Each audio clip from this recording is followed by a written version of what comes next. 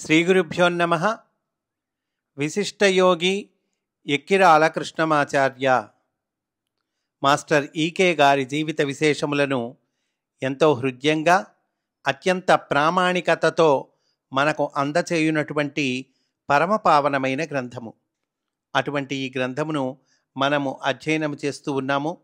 అందులో భాగంగా ఈరోజు ఆనంద సూక్తము అనేటువంటి అధ్యాయంలోనికి మనము ప్రవేశిస్తూ ఉన్నాము. ఈ అధ్యాయంలోని విషయము 1983 అక్టోబర్ 13వ తేదీన కోపెన్హేగ్లో మాస్టర్ ఈకే గారు చేసిన ప్రసంగంలోని ఒక భాగానికి భావానువాదం అండి. అంటే మాస్టర్ ఈకే గారు ఇచ్చినటువంటి స్పీచ్ అండి ఇది. దాన్ని మనం యథాతథంగా చెప్పుకుంటూ ఉన్నాం. స్పర్శ వలన ఆనందము ఉన్నది, ఉద్రేకము వలన సుకుమార సున్నిత భావావేశముల వల్లను ఆనందము కలుగుతుంది, అవగాహన వల్ల కూడా ఆనందోదయం అవుతుంది, జ్ఞాన విమోచన వల్ల కూడా ఆనందం కలుగుతుంది, ఆనందములోనికి ప్రవేశించటం వల్లను ఆనందం, అట్లే ఆనందములో స్థిరపడుట వల్లను ఆనందము ఉన్నది. ఎప్పటికైనా ఎవరైనా కోరవలసినది కూడా ఆనందమే కదా. అయితే స్పర్శ వల్ల ఆనందము కూడా ఆనందమే, అది ఎవరూ కాదనలేరు. శీతాకాలంలో బయట చలిగా ఉంటుంది, అదే మీ కారులో కూర్చున్నారనుకోండి, లోపల వెచ్చగా ఉంటుంది, నాకు ఆనందంగానూ ఉంటుంది. అది మానసికమే కానీ నిజం కాదన్నారు.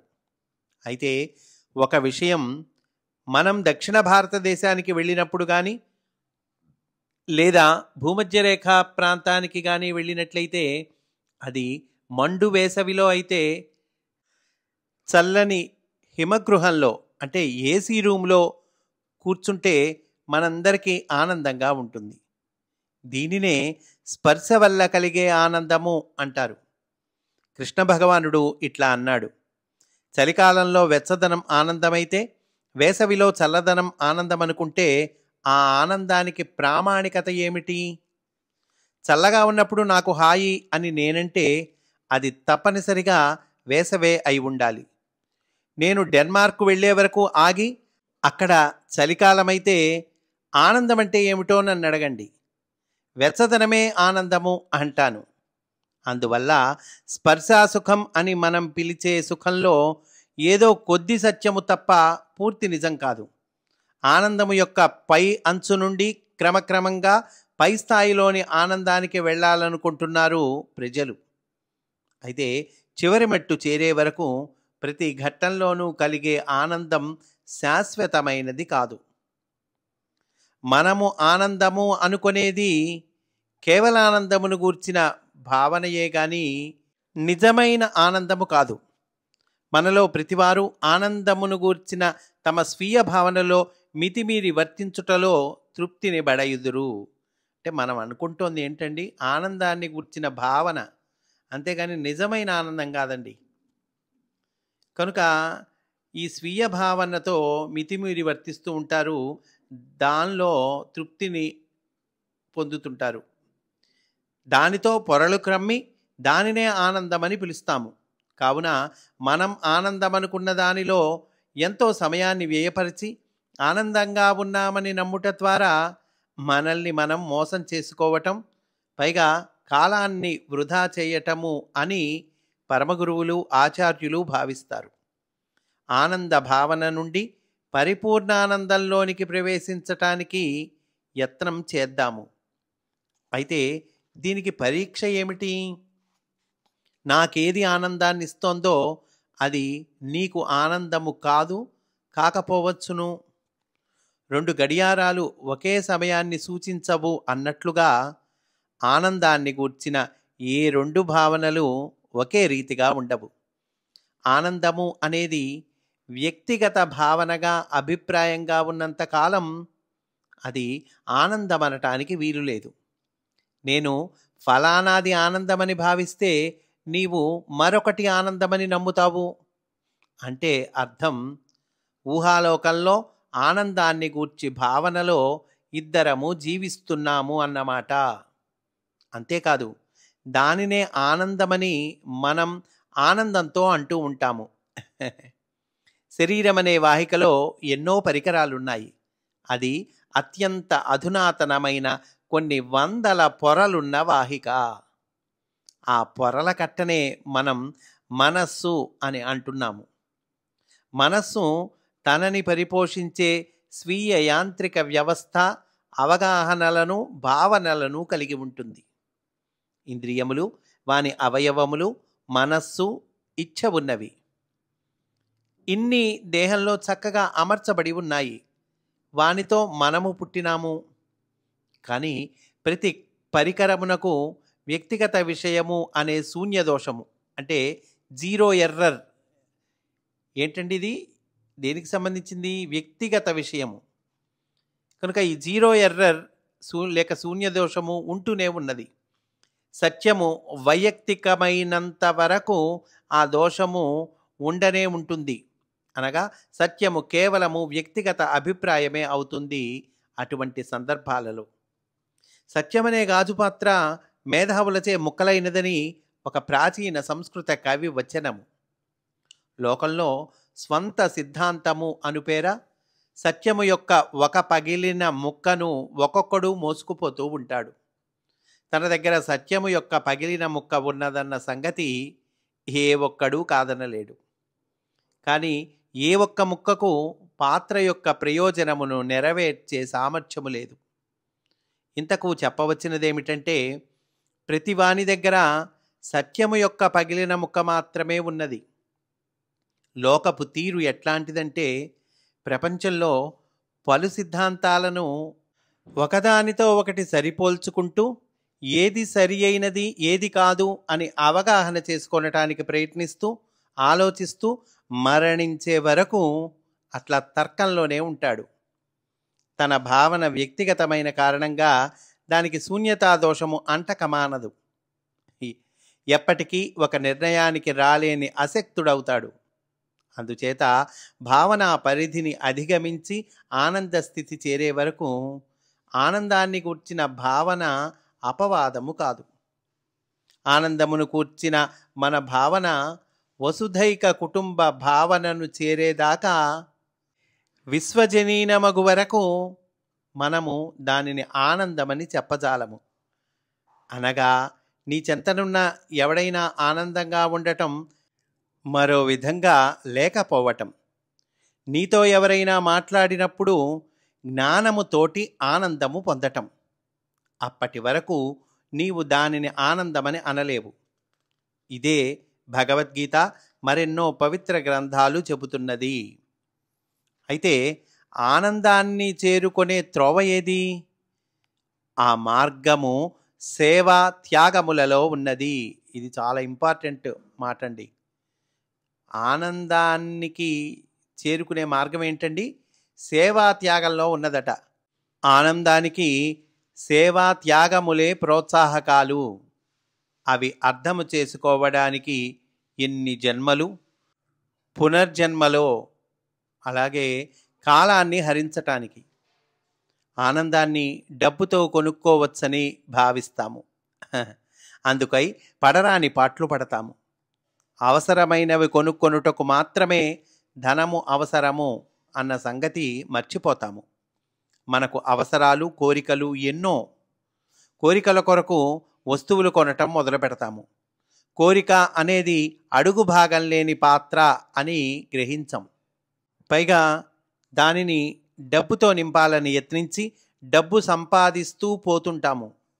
దానికై కార్యకలాపాలు పెంచుకుంటాము. ఇదంతా ఎందుకంటే ఆనందంగా ఉండాలని ఉంది కనుక.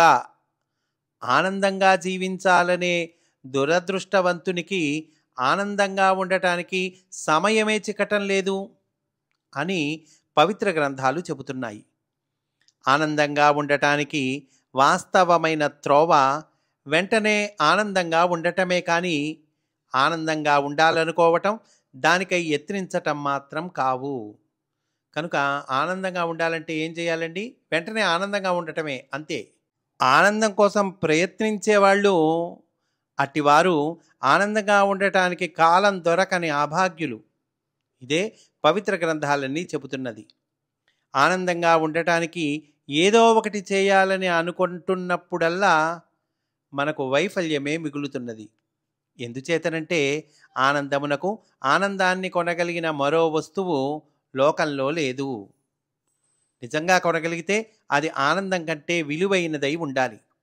దానిని అంగీకరిస్తే పిచ్చి తర్కమని జాలిపడాలి. అంటే దారి తప్పినట్లు లెక్క. ఇళ్లతో కానీ అతి విలువ గల వస్తువులని భావించే వానితో మనం ఆనందాన్ని కొనుక్కోవటానికి యత్నిస్తుంటాము. అది టీవీ కావచ్చు, సోఫాలు కుర్చీలు కావచ్చు, విద్యుత్ పరికరాలు కావచ్చు. అవి మనకు చెంది ఉంటాయి, కానీ అవి మనము కాము. ఆనందం ఒకనికి చెందిన వస్తువు కాదు. అది ఒక విప్పారటం, తెరుచుకోవటం. అది నువ్వే అని మరచిపోకు.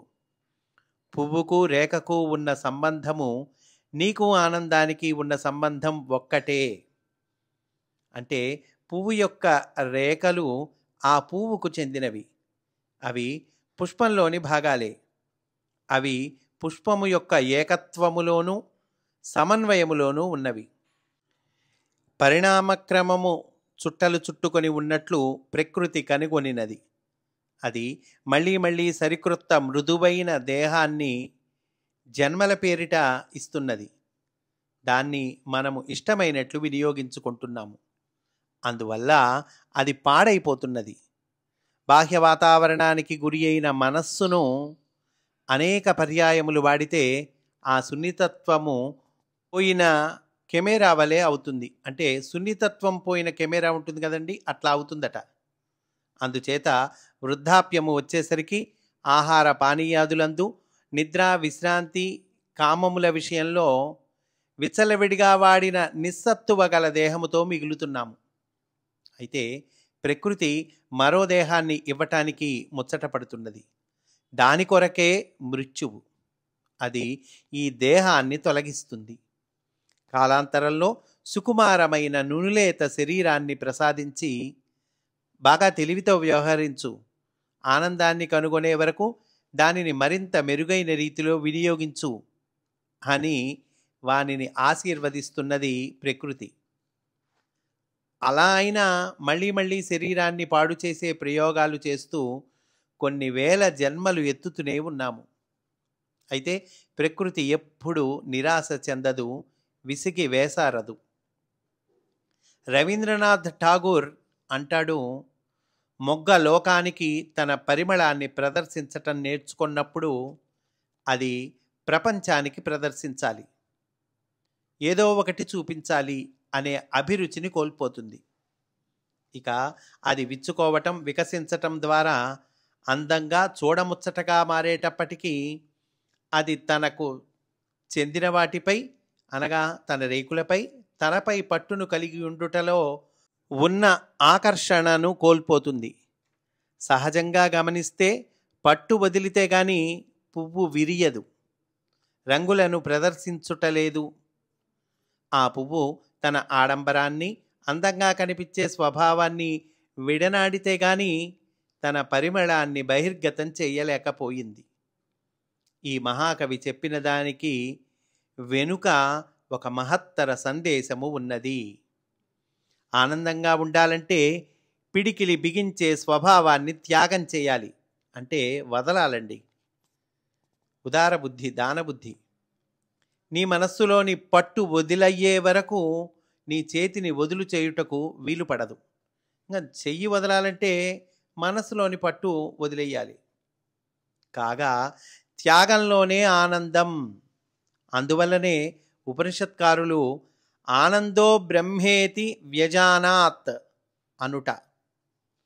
బ్రహ్మమే ఆనందం. ఇక్కడ బ్రహ్మం అంటే ఏంటండి? బ్రహ్మం అంటే మనం దేవుడు, భగవంతుడు అంటాం కదండి, అదే బ్రహ్మం అంటే. ఇక్కడ మనకి ఫైనల్గా ఏం చెప్తున్నారు? బ్రహ్మమే ఆనందం. అంతకంటే పొందదగినది ఇంకేముంటుంది కనుక అని అంటూ ఈ అధ్యాయాన్ని పూర్తి చేశారండి. మనం కూడా ఈరోజు ఇక్కడితో పూర్తి చేసుకుందాం. తర్వాత ఎపిసోడ్లో ఒక 2 ఉత్తరాలు మాస్టారు వారి డిసైపుల్స్కి రాసినటువంటి ఉత్తరాలు 2, ఆ 2 ఉత్తరాల విశేషాలు తర్వాత ఎపిసోడ్లో చెప్పుకుందాము అని సవినయంగా మనవి చేసుకుంటూ స్వస్తి. వాసుదేవా.